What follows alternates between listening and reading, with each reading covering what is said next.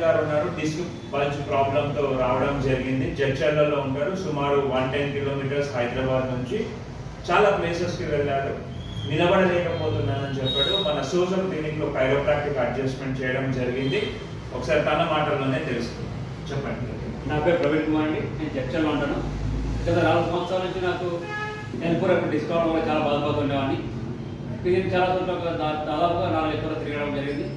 తర్వాత నేను అప్రాంసారి రావడం జరిగింది సోషల్ క్లినిక్లో. సో నాకు కైరోప్రాక్టిక్ చేయడం వల్ల ఆల్మోస్ట్ క్లియర్ అయిపోయింది. సో ఇప్పుడు ముందు మీరు నిలబడలేకపోతున్నానని చెప్పి చాలా నిలబడలేకపోయేవాడిని. మీ జాబ్ ఏంటండి? Standing job. Standing job. ఎన్ని అవర్స్ నిలబడతారు? ఆల్మోస్ట్ 7 అవర్స్ నుంచి 7 అవర్స్ నిలబడతారు.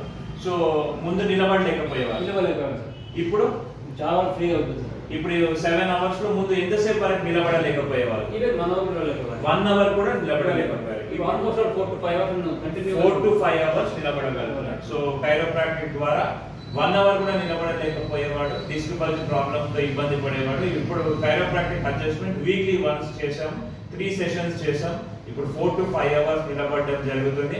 ఇంకా కొంచెం ఎక్సర్సైజెస్, లైఫ్ స్టైల్ మోడిఫికేషన్స్ చెప్పినట్టయితే 95% వరకు పెయిన్ ఫ్రీతో తన పని తను చేసుకోగలుగుతాడు. చాలా సంతోషం అండి. మంచి రికవరీ వచ్చింది. I wish you all the best. So మనకు ఎక్కడైతే అలైన్మెంట్ పోయిందో ఆ వర్టిబ్రాని లాక్ చేసి, ఎక్కడైతే అలైన్మెంట్ అడ్జస్ట్ చేయాలో దాని పైన లాక్ చేసేసి ఉన్న అలైన్మెంట్ని అడ్జస్ట్ చేస్తున్నాం. Breathe in, breathe out, breathe in, breathe out.